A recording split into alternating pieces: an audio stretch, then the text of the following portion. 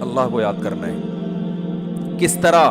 جس طرح اللہ کہتا ہے میں بتاؤں گا اس طرح یاد کرنا ہے. کیونکہ اگر اللہ نہ بتاتا کس طرح یاد کرنا ہے, پھر ہم عبادت کے وہ طریقے نکال لیتے جو غیر مسلموں نے نکالے ہوئے ہیں, عجیب عجیب سے. جب انسان کو پتہ نہیں ہوتا نا کیسے عبادت کرنی ہے, تو لوگوں کی رائے پہ چھوڑ دیا جاتا. فرض کریں اسلام کہتا بھائی صبح صبح سورج کے طلوع ہونے سے پہلے, صبح صادق کے بعد تم نے عبادت کرنی ہے. کیسے کرنی ہے؟ ہر آدمی اخپل طریقے سے کرے. تو لوگوں کے الگ الگ کانسیپٹ ہوتے. کچھ ایسے عبادت کرتے, وہ کہتے ہیں ہم اللہ کے لیے میلے کچیلے رہیں گے. یہ بھی ایک نظریہ ہے لوگوں میں. برما میں گیا, بدھسٹ نظر آئے, 6 مہینے سے کہا جاتا ہے کہ نہائے نہیں ہے. یہ ان کا خیال ہے کہ اس طرح بھگوان کیا ہوتا ہے, خوش ہوتا ہے, نہائے نہیں. کچھ ایسا کرتے کہ ننگ دھڑنگ رہنے کو عبادت سمجھتے. یہ بھی آپ کو بعض مذاہب میں ملے گا, وہ کہتے ہیں ہم تو برہنہ پیدا ہوئے تھے بھائی, یہ لباس تو نیچر کے خلاف ہے. وہ بھی کچھ دن پہلے میں نے فیس بک پہ ایک انٹرویو دیکھا, شکر ہے وہ آگے میز لگائی ہوئی تھی انہوں نے. انٹرویو کے دوران انہوں نے یہ عقلبندی کی, وہ ایک برہنہ بیٹھا ہوا ہے بالکل ہی لباس لیس. تو اس سے پوچھنے کہ اس تکلف کی ضرورت کیا تھی آپ کو؟ تو وہ کہہ رہے ہم تو انسان کیا ہے, پیدا کیسے ہوا ہے, برہنہ. تو نیچر یہی ہے کہ لباس وباس نہیں ہونا چاہیے. نیچے لوگوں نے طبیعت سے گالیاں دی نا کہ اس کی کوئی ماں بہن نہیں ہے گھر میں. تو یہ بھی ایک عبادت کا ان کے خیال میں طریقہ ہے. بعض لوگوں میں عبادت کا طریقہ یہ ہے کہ ہم گوشت نہیں کھائیں گے, اس سے اللہ خوش ہوگا. تو انسان کو اگر آزاد چھوڑ دیتا نا اسلام کہ تم اللہ کو جس طرح بھی راضی کرنا چاہو کرو, تو انسان غلط رخ پہ چلا جاتا, وہ انسانیت کے دائرے سے نکل جاتا. اللہ نے بتا دیا اقیم الصلاۃ لدلوک الشمس. میں پہلے جو نماز کے اوقات ہیں ان کو تھوڑا ڈیفائن کر دوں, پھر میں بتاؤں گا اسلام نے یہ طریقہ کیوں بتایا ہے. پہلا دلوک شمس ہوتا ہے, دنیا میں بڑی تبدیلی آتی ہے صبح صادق, اندھیروں سے روشنی پھوٹنا شروع, پتہ چلتا ہے اب دن کیا ہو گیا, چینج. اس کے بعد سورج پھر ٹکا کباب بناتے بناتے نا ایسے ہوتے ہوتے بالکل بلندی پہ جا کے پہنچتا ہے, جس کو زوال کا وقت کہتے ہیں. اور ایک ٹائم آتا ہے بلندی سے دوبارہ نیچے ڈھلکنا شروع کر دیتا ہے. جیسے ہی نیچے ڈھلکنا شروع ہوگا, اللہ نے فرمایا دلوک شمس ہو رہا ہے, بڑی تبدیلی آ رہی ہے دنیا میں. اب سورج ٹاٹا کرتے ہوئے واپس جا رہا ہے. سورج ڈھلکنا دن یعنی جو رات, اس وقت جو انسان کی باڈی میں تبدیلی ہوتی ہے نا, وہ اور زمین میں وہ مکمل سارا سسٹم اس وقت چینج ہو چکا ہوتا ہے. تو اس وقت حکم دیا گیا یہاں بھی تمہیں کس کو یاد کرنا ہے, اللہ کو یاد کرنا ہے, کیونکہ تم اس کے ماننے والے, اس کا شکر ادا کرنا ہے. اس کے بعد پھر دوبارہ بڑی چینجنگ کب ہوتی ہے, عصر کے ٹائم پہ. امام حنیفہ بہت ذہین تھے خدا کی قسم. جو امام ابو حنیفہ رحمہ اللہ کا فقہ غور سے پڑھے گا نا, اسے لگے گا امام صاحب کوئی چھوٹی موٹی چیز نہیں تھے. حدیث میں ہمیں نماز کے بارے میں, عصر کے بارے میں مثل اول بھی ملتا ہے, مثل ثانی بھی ملتا ہے. بخاری مسلم کی حدیثوں سے ہمیں پتہ چلتا ہے کہ جس ٹائم پہ ہمارے جو اہل حدیث حضرات عصر کی نماز پڑھتے ہیں نا, اس کا بھی ثبوت حدیث سے ہمیں ملتا ہے. اور یہی ٹائم امام شافعی کا بھی ہے, جو عصر بہت جلدی پڑھی جاتی ہے. پورے سعودیہ میں آپ نے دیکھا ہوگا بہت جلدی عصر پڑھ لیتے ہیں وہ. لیکن امام حنیفہ کی رائے یہ کہ دیر سے پڑھی جائے, جب ہر چیز کا سایہ دگنا ہو جائے. کتنا ہو جائے؟ دگنا. اب بہت سے حضرات کہتے ہیں امام حنیفہ نے اس حدیث کی مخالفت کر دی جس میں جلدی پڑھنے کا ہے. تو امام حنیفہ نے حدیث کی دونوں حدیثوں میں اس حدیث کو لیا جو قرآن کے زیادہ قریب ہے. کیونکہ سورج کا جو ڈھلکنا ہے نا, بڑی چینجنگ, یہ مثل اول پہ نہیں ہوتی, مثل ثانی پہ ہوتی ہے. یعنی جب ہر چیز کا سایہ آپ نے 1 فٹ کا اسکیل رکھا زمین پہ, جب اس اسکیل کا سایہ اتنا ہو جائے, دیکھیں جب سورج بالکل اوپر ہوتا ہے, اس بات کو ذرا ٹیکنیکل طریقے سے سمجھیں, سورج بالکل سر پہ ہوتا ہے تو ہر چیز کا سایہ 0 ہو جاتا ہے. کتنا ہو جاتا ہے؟ اگر آپ خط استوا پر ہوں, ایکویٹر پہ ہو نا, تو سورج جب بالکل آپ کے سر پہ ہوگا تو 1 فٹ اسکیل اگر ہے, اس کا سایہ کتنا ہوگا؟ 0, کیونکہ بالکل اوپر ہے نا. اب جب ذرا سا ڈھلکے گا, تو جیسے ہی تھوڑا سا ڈھلکا ہے ظہر شروع, اس پر پوری امت کا اتفاق ہے. پھر ڈھلکتے ڈھلکتے جب اس چیز کا سایہ اتنا ہو جائے جتنی وہ چیز ہے, یعنی 1 فٹ چیز کا سایہ 1 فٹ ہو جائے, تو جمہور علماء کہتے ہیں عصر کا ٹائم شروع ہو گیا. اور بخاری کی حدیث بھی ہے اس پر. لیکن بخاری ہی کی دوسری حدیث سے پتہ چلتا ہے کہ ایسا نہیں ہے. بخاری مسلم کی, چونکہ ابھی میرا یہ ٹاپک نہیں ہے اس لیے میں حدیثیں پیش نہیں کر رہا, ورنہ پورا وہ ٹاپک اختلافی مسئلے پہ چلا جائے گا. اس سے پتہ چلتا ہے کہ نہیں, ابھی عصر کا ٹائم شروع نہیں ہوا, بلکہ ہر چیز کا سایہ جب دگنا ہو جائے گا, 1 فٹ کی چیز ہے اس کا سایہ کتنا ہو جائے, 2 فٹ, تو عصر کا ٹائم شروع ہوتا ہے, اس وقت عصر کا ٹائم شروع. یہ امام ابو حنیفہ کا قول ہے, راجح قول, کہ بہتر یہ ہے, افضل یہ ہے کہ عصر کی نماز اس وقت پڑھی جائے, اس سے پہلے پڑھنا فتویٰ اس پر ہے کہ جائز تو ہے مگر بہتر نہیں ہے. تبھی ہمارے ہاں ہندوستان پاکستان میں دیر سے عصر ہوتی ہے. عرب کنٹریز میں چونکہ فقہ حنبلی کو فالو کرتے ہیں نا, شافعی اور حنبلی, وہ جلدی, اہل حدیث بھی جلدی پڑھتے ہیں. لیکن قرآن میں اگر آپ غور کرو گے تو قرآن سورج کے ڈھلکنے پر, اور یعنی کوئی بڑا تغیر ہونا چاہیے زمین میں, تو وہ جو بڑی چینجنگ ہے نا, اس وقت نہیں ہوتی جب ہر چیز کا سایہ ایک مثل ہو, بلکہ وہ اس وقت ہوتی ہے جب ہر چیز کا سایہ کیا ہو, 2 مثل. اس وقت ٹائم بہت چینج ہو چکا ہوتا ہے. جب ہر چیز کا سایہ ایک مثل ہوتا ہے تو ٹائم میں چینجنگ نہیں ہوتی. یعنی ایک عام آدمی سے آپ پوچھیں گے تو وہ ٹائم بتا بھی نہیں سکتا, یعنی وہ اندازہ بھی نہیں لگا سکتا کہ یہ ظہر ختم ہوئی ہے یا عصر شروع ہوئی ہے کہ نہیں ہوئی ہے. جبکہ جو عصر, جب سورج میں تپش بالکل کم ہو جاتی ہے سورج کی, اس وقت کائنات میں بڑی تبدیلی ہو چکی ہوتی ہے. تو امام صاحب کی دلیل یہ ہے کہ اس کائنات میں جب بڑی چینجنگ ہوگی سورج کی حرکت کی وجہ سے, تو نماز کا ٹائم, کسی نہ کسی نماز کا ٹائم آ رہا ہوگا. تو وہ چینجنگ مثل اول پہ نہیں ہوتی بلکہ مثل ثانی پہ ہوتی ہے. اور ایک اور بھی حدیث ہے امام حنیفہ کی دلیل, بخاری مسلم کی بات چل پڑی ہے, لوگ کیونکہ کلپ بنا کے مارکیٹ میں چلا دیتے ہیں نا, پھر ادھوری دلیل آتی ہے. حدیث میں آتا ہے آپ صلی اللہ علیہ وسلم نے فرمایا, بخاری مسلم کی حدیث ہے, کہ میری اور پچھلی امتوں کی مثال اس مزدور کی ہے کہ ایک مزدور نے فجر سے لے کے ظہر تک کام کیا, اجر 1 قرات ملا. ایک نے ظہر سے لے کے عصر تک کام کیا, اجر 1 قرات ملا. اور ایک نے عصر سے لے کے مغرب تک کام کیا, اجر 2 قرات ملا. تو آپ نے فرمایا کہ عمل قلیلا و اجر کثیرا, جو فجر سے لے کے ظہر تک کام کر رہا ہے بہت زیادہ کام کرے گا مگر اجر کتنا, 1 قرات.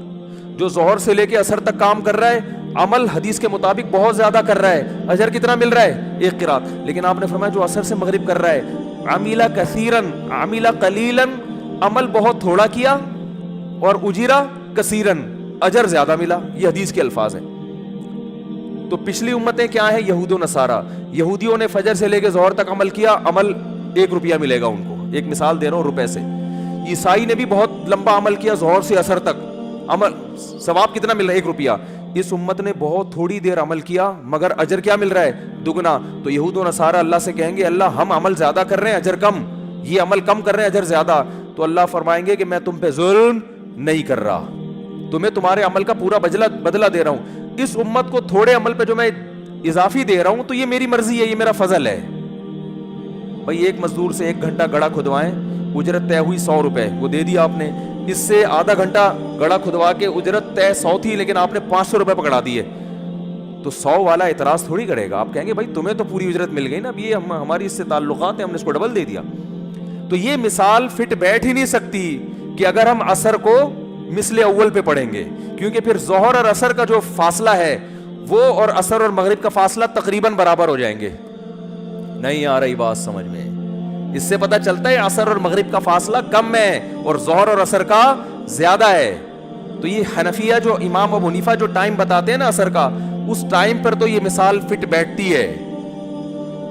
اور جو جمہور کا مسلک ہے کہ جلدی پڑھنا, اگر اس میں عصر کو اصل وقت مانا جائے تو اس پہ یہ مثال فٹ بیٹھتی نہیں ہے, کیونکہ اس میں ظہر عصر اور عصر مغرب کا فاصلہ تقریباً برابر ہو جائے گا, یہ مثال ہی نہیں منطبق ہوتی.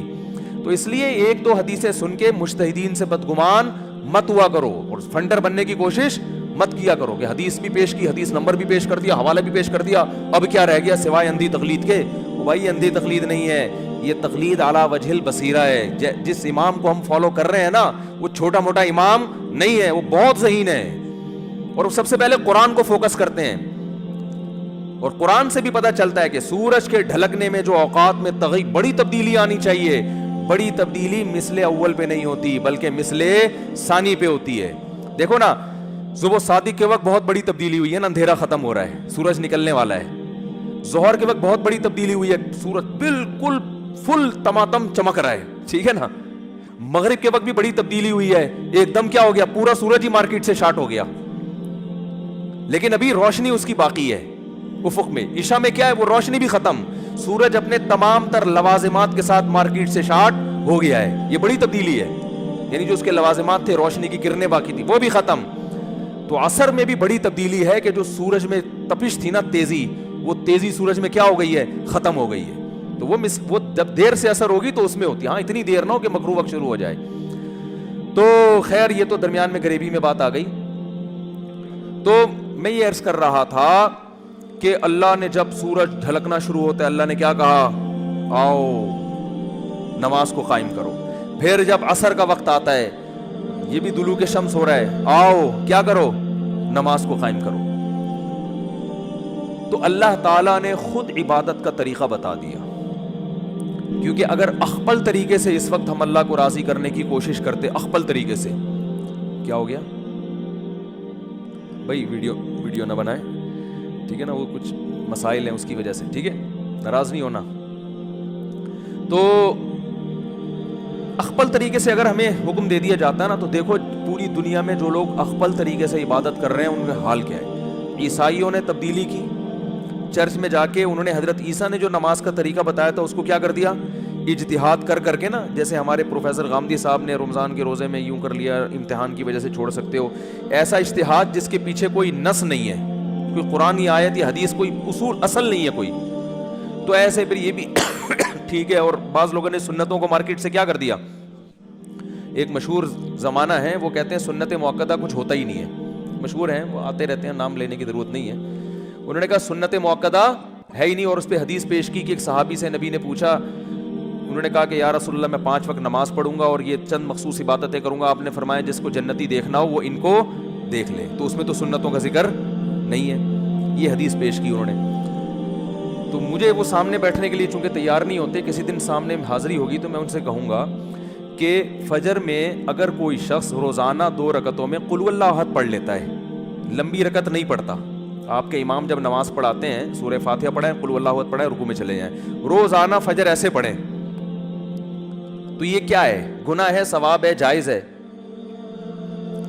تو ظاہر ایک آدمی کہے گا اس کی اجازت, بولو بھائی فجر میں امام صاحب اگر پہلی رکعت میں قل اللہ پڑھیں, دوسری میں بھی کیا پڑھیں, قل اللہ پڑھیں, اتنی مختصر نماز پڑھیں, اس کی امام کو اجازت نہیں دی جائے گی. کیوں؟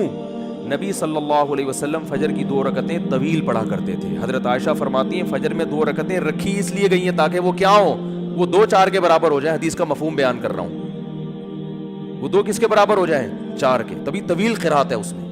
اب یہ طویل قرات کو اگر آپ کہتے ہیں یہ واجب ہے, تو اس کا مطلب جس دن قل اللہ پڑھ کے رکوع کر لیا تو واجب ادا نہیں ہوا, تو نماز یا تو سجدہ سہو کرو یا دوبارہ پڑھو. آپ اس کے بھی قائل, بولتے کیوں نہیں ہے, کیونکہ فرض قرات تو ہو گئی نا, قل اللہ پڑھنے سے بھی ہو جاتی ہے. ایسی چیز کو جو واجب تو نہیں ہے لیکن پھر بھی پراپر کرنا ہے, اس کو فقہا نے سنت مؤکدہ سے تعبیر کیا ہے کہ وہ فرض واجب کے درجے میں نہیں ہے, لیکن اس کو چھوڑنے کی بھی اجازت نہیں ہے. کبھی کبھار چھوڑ دے تو الگ بات ہے, پابندی کرنی پڑے گی اس کی. تو ایسے اس کے لیے فقہا نے ایک ٹرم ایجاد کی ہے, اصطلاح نکالی ہے کہ یہ عام سنت نہیں ہے کہ کرو تو کرو, نہیں کرو تو نہیں کرو, بلکہ یہ سنت مؤکدہ ہے. تو سنت مؤکدہ کے تو آپ خود قائل ہیں, اگرچہ اس لفظ کے قائل نہیں ہے. اگر آپ یہ کہتے ہو کہ سنت مؤکدہ کچھ بھی نہیں ہوتا, بس فرض واجب ہی ہوتا ہے, فرض ہی ہوتا ہے اور کچھ بھی نہیں ہوتا, یہ تو واجب کا بھی انکار کرتے ہیں, یہ کچھ بھی نہیں ہوتا, تو میں کہتا ہوں امام روزانہ پہلی رکعت میں بھی قل اللہ پڑھے, دوسری میں بھی قل اللہ پڑھے, اور پھر آپ روزانہ اتنی مختصر نماز پڑھا کے مارکیٹ سے شارٹ ہو جائے, تو پھر آپ اس کو بھی یہ حدیث سناؤ, آپ اس کو بولو کہ بھائی فجر میں تو لمبی قرات کرنا سنت ہے, آپ کیوں اس سنت کو چھوڑ رہے ہو؟ وہ یہ جواب دے گا سنت ہے نا, فرض تو نہیں ہے نا. کیا ہو گیا بھائی؟ اور وہ حدیث سناتے کہ ان صحابی نے کہا تھا 5 نمازیں فرض ادا کروں گا جنت میں جاؤں گا, تو میں 5 میں سے فجر جو فرض ہے ادا کر رہا ہوں کہ نہیں کر رہا, فرض ادا ہو رہا ہے کہ نہیں ہو رہا, لیکن آپ اس کو چھوڑیں گے نہیں. ان دل بولیں گے بھائی جو پراپر طریقہ ہے نا فجر کا, اس طرح سے پڑھاؤ, اور اس سے پہلے بھی 2 سنتیں پڑھ کے آیا کرو. تو اس کو ایسی چیز کو فقہا تعبیر کرتے ہیں کیونکہ وہ دین کو زیادہ سمجھتے ہیں. انہوں نے کہا ایسی چیز جو فرض بھی نہیں ہے لیکن اس کو چھوڑنے کی اجازت بھی نہیں ہے, قابل ملامت ہے. اگر کوئی چھوڑے گا تو اس کو ملامت کی جائے گی, اس کو سمجھایا جائے گا. اس کو ملامت کا مطلب برا بلا بھی کہہ سکتے ہیں آپ اس کو. تو یہ ٹرم آپ بے شک اپنی ڈکشنری سے نکال دیں, لیکن ایسے بہت سارے اسلام میں حکام ہیں جو کیا ہے, سنتیں, جو فرض واجب نہیں ہے لیکن وہ عام سنت بھی نہیں ہے, موقدہ کا معنی تاکید والی.